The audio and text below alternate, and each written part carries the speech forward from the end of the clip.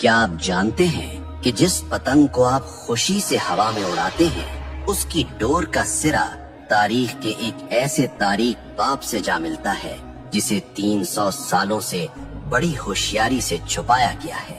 ہم اسے بسنت کہتے ہیں، ہم اسے ثقافت کہتے ہیں، لیکن تاریخ کی پرانی کتابیں کچھ اور ہی کہانی سنا رہی ہیں۔ کیا یہ واقعی بہار کا جشن ہے یا پھر ایک ایسے شخص کا ماتم جس نے تاریخ میں مذہبی نفرت کی بنیاد رکھی تھی؟ آج ہم جذبات کی نہیں ثبوتوں کی بات کریں گے۔ آج ہم تاریخ کے اس بند دروازے کو کھولیں گے اور آپ کے سامنے وہ حقائق رکھیں گے جو شاید آپ سے ہمیشہ چھپائے گئے۔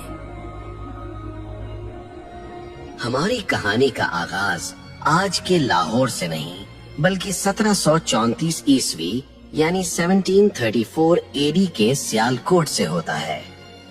یہ مغل بادشاہ محمد شاہ رنگیلا کا دور تھا۔ سیالکوٹ کے ایک مدرسے میں مسلم اور ہندو بچے ساتھ پڑھتے تھے۔ تاریخی کتابوں کے مطابق ایک دن بچوں میں بحث چھڑ گئی۔ مسلم بچوں نے اپنی روایات کی بات کی تو جواب میں ایک ہندو طالب علم حقیقت رائے نے کچھ ایسے الفاظ کہے جو انتہائی گستاخانہ تھے۔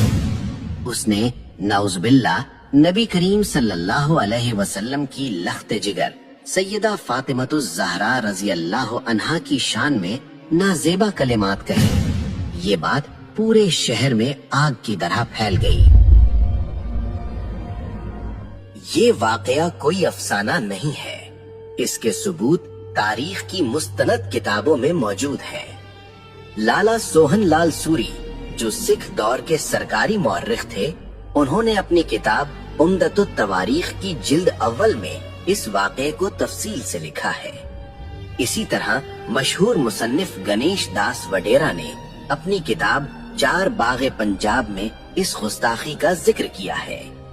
معاملہ حاکم لاہور زکریا خان کے پاس گیا۔ ہزاروں کا مجمع عدالت کے باہر موجود تھا۔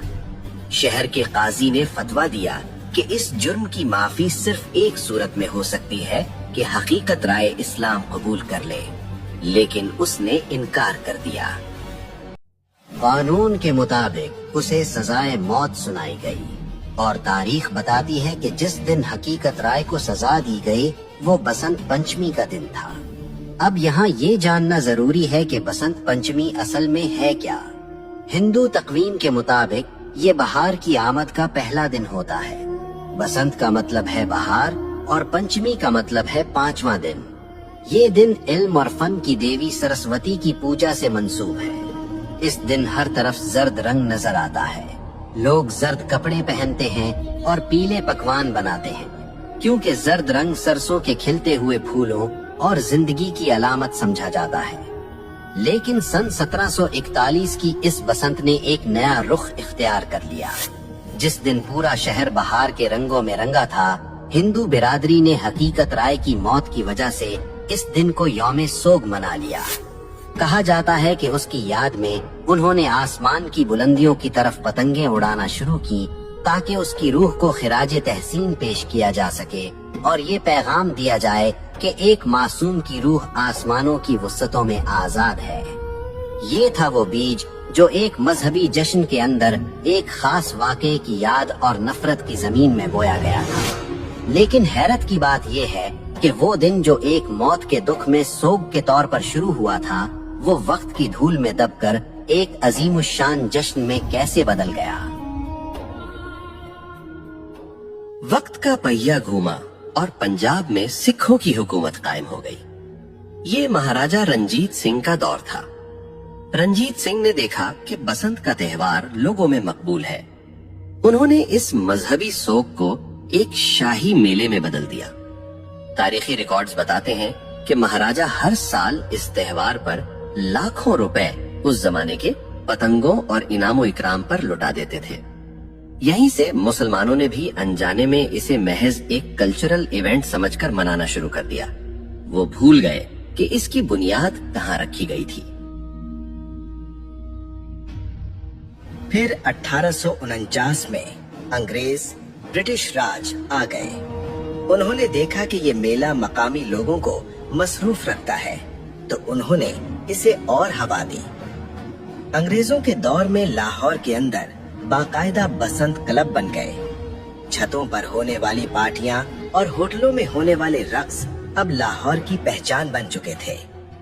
1947 में पाकिस्तान बना, लेकिन अफसोस हम जमीन तो ले आए मगर कुछ रस्में सरहद के उस पार से अपने साथ ले आए।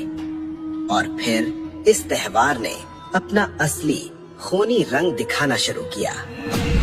आजकल एक दलील दी जाती है कि जी हम केमिकल डोर इस्तेमाल नहीं करते, हम तो सादा धागा इस्तेमाल करते हैं। ये एक बहुत बड़ी गलतफहमी है। साइंस कहती है कि जब धागे पर कांच और केमिकल लगकर हजारों फुट की बुलंदी पर तनता है और हवा का दबाव उस पर पड़ता है तो वो तनाव की वजह से एक आरी जितना तेज हो जाता है।